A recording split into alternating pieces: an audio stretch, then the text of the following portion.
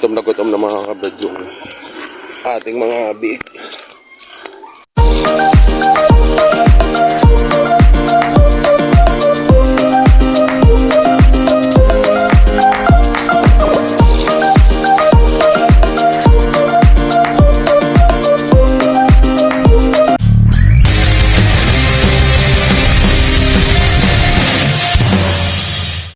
Brad, isang napagandang umaga po sa atin lahat at ngayon po ay nagana namin ni Mimoy para makapag-vaccine tayo ng ating mga sisiw at pamaya doon naman tayo sa bukid.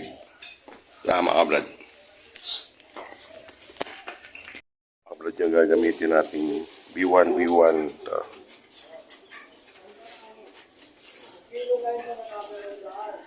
para sa mga sisiw. At mamaya doon di sa bukid natin.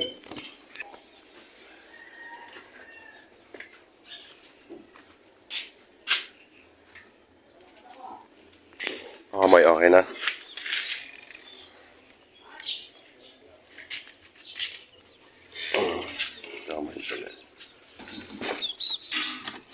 Malalaki na rin kasi ito no? Ito na yung papatakan natin to. Kumonti dati 30 lang to 30 na to. Kaya lang nabawasan. Okay. Hindi pa ito lumaya.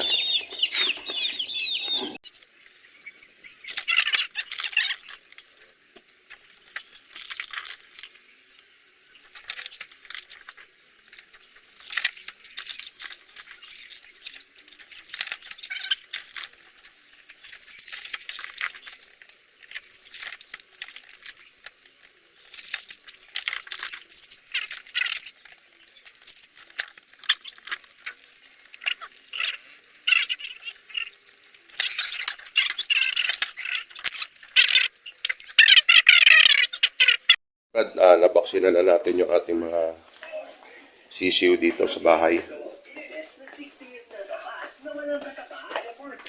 Brad, isang napakagandang hapon pumuli sa atin lahat. At yung kagagaling lang natin sa trabaho. Pangalawa, kanginang umaga nga nabaksina na natin doon ng maaga yung ating mga sisiw doon.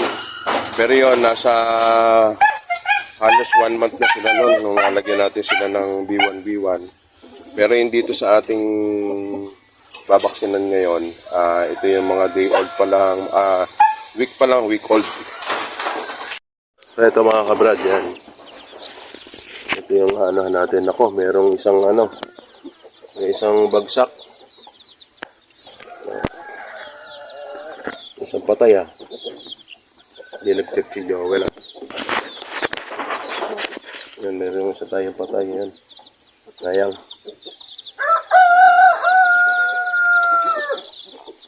So ito mga kabrad yung ating babakunahan. Kasi para maagapan natin mga kabrad. So okay. Yung mga nando sa bahay natin na bakunahan ililipat na rin dito pagsasamahin na lang natin. Sila isasama dito sa ating mga halos kay edad nila yan to. Edad lang sila ng mga siguro days lang ang lamang nila doon yung nasa bahay. Kaya dito natin isasama yung ating, siguro nasa mga 13 heads yung mga natin. Ayan, dito natin ilalagay. Para mas maginhawa yung nila rito, pwesto. Ayan, ang babae na yan, mga kabrad. Gawin natin mga inahin yan. So, tingnan rin natin yung ating mga alaga. Ito yung ating inahin. Brad, na malapit-lapit na rin to. Malapit-lapit na rin natin si Chubby.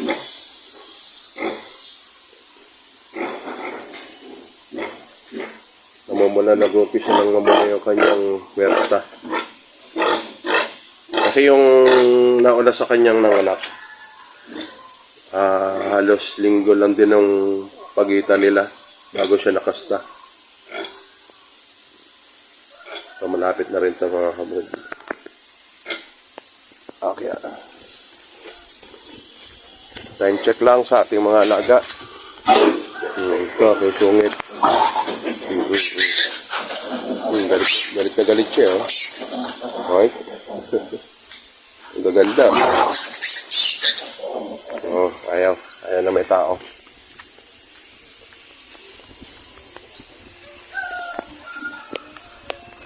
Kaya isa pa mga kabrad, may order sa atin. May order sa atin ng litsunin. Siguro yung isa doon. Iano natin.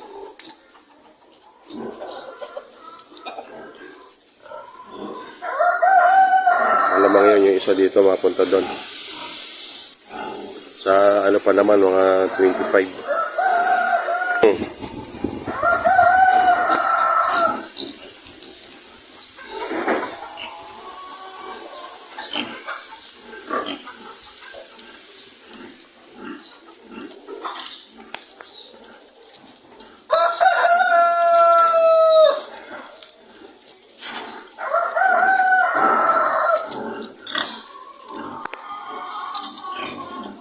Ganda mga kabrad, ang gaganda ng ating mga lake ngayon.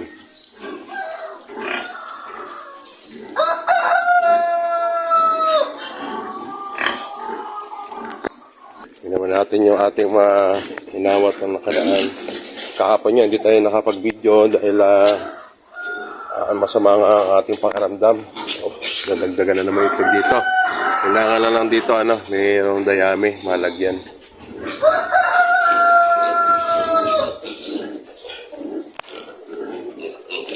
Musta?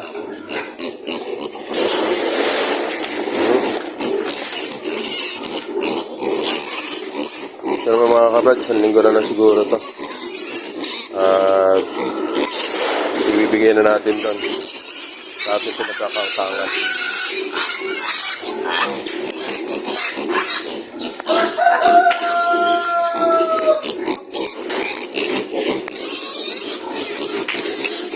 One week na lang kayo. 1 week na lang kayong maninirahan dito sa akin at babayad din namin kayo sa aming utang.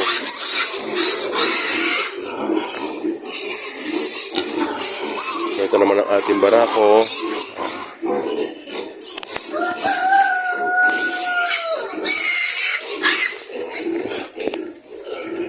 Ang ating Rhode Island. Laki nga.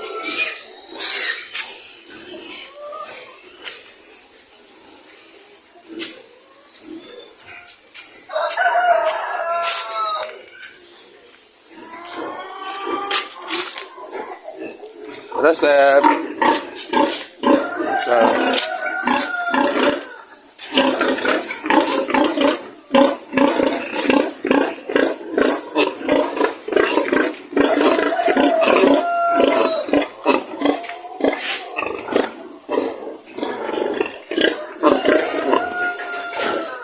Tara, naawatin na rin natin ito at tatanggalin na natin ito. At magaganda na rin kanyang katawan.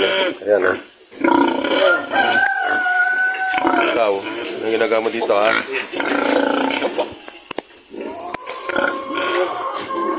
Kaya ang mayayari nito mga kabrad ngayon, pag inawat natin to, dalawa silang awatin natin sabayin siguro to na i-AI natin.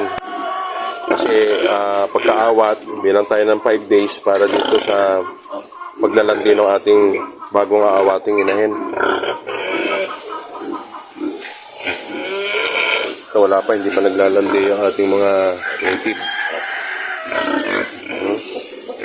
Okay, naglalandi.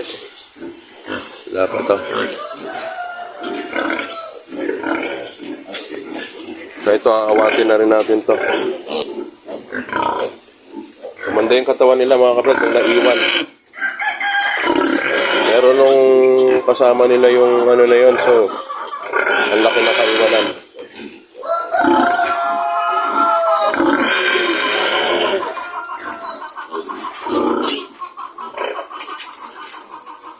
Ito yung kasabay natin mga kabrad na iaawat.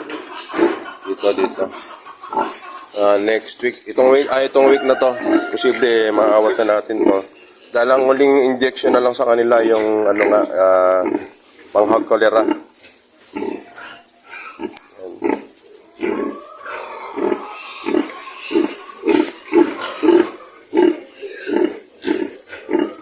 Ito, tinanggal na natin yung isang itlogan dito. Dahil nga tinira nga ng baboy yung...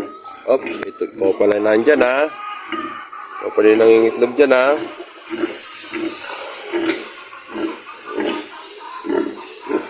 pinalitan ni Joel ng ano to, ng beddings.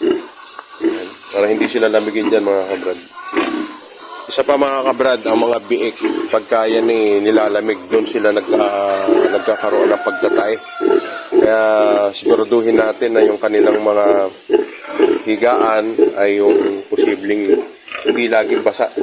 Laging mayroong beddings na hindi ipa, dayami, or naka-plastic sila. Ayan. Dahil dito kasi wala kaming plastic, kaya dayami na lang inano namin ni Joel. Kasi nag-stock kami ng dayami nung anihan dito.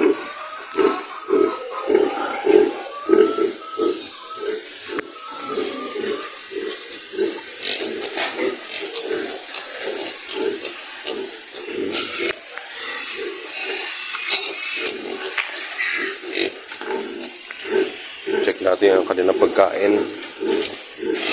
Mukhang wala na.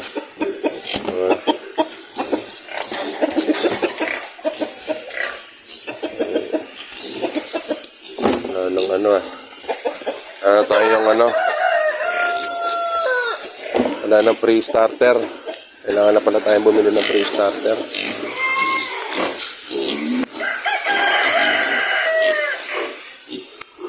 Wala siguro makabili muna. Bili muna tayo ng ng pre-starter para dito sa ating mga biik. Naubos na pala. Tara, bili muna tayo mga kabrad. Ito yung mga nila dito.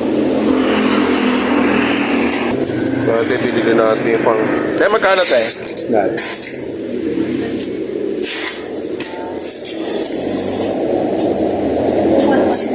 Tuwan.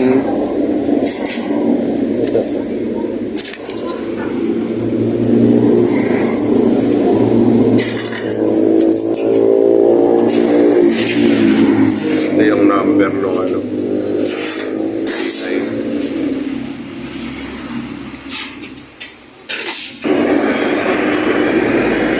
presyo nung Kaya napapasok ko na lang dan. Ito yung sa natin. Nakabili na tayo mga kabrad ng gabot na pang-hog cholera at saka early wind. Kukunin lang, pick upin lang natin dito sa loob. Dito kami bumibili sa dating Nutrimix mga kabrad. Pasok muna tayo. Ito na yung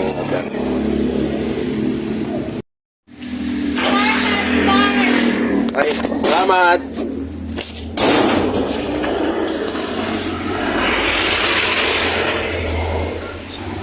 So, ayan, binigyan tayo ulit ng bagong kalendar. Sanjin 2024. Ayan, kasi sukay na tayo dito mga kabrad dito sa Nutrimix. Rin yung ating Erwin kinarga ko. Ngayon dadalhin naman natin doon ulit sa ating sa ating mini farm para mapakain natin yung ating mga biik. Dahil tsak yun na medyo natipid kahapon yun dahil hindi tayo nakapasok kahapon dahil nga masama pakiramdam natin. So ayan, tara. Yung ating early win na pinakakain sa ating mga inawat nating mga biik mga kabrad, pigrolak. Ayan.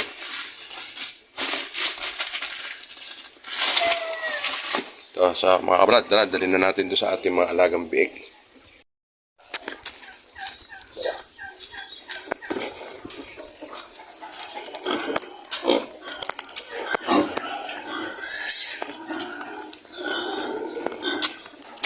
Gutom na mga kabrad yung ating mga biik.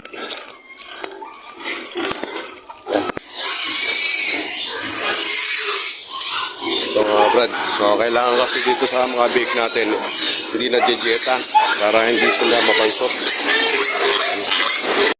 Nabigyan na natin. At mga bitin na bitin mga kabrad, siguro kahapon konti na lang yung pitch nito. Dahil nga hindi tayo nakarating dito kahapon kaya medyo bitin sila sa pagkain. Yan mga kabrad ang dapat nating ingatan sa ating mga alaga, yung pagkainawat natin yung madidieta sila sa pagkain. Dahil dyan nang nagsisimula yung pagkapansot. yung mga biik.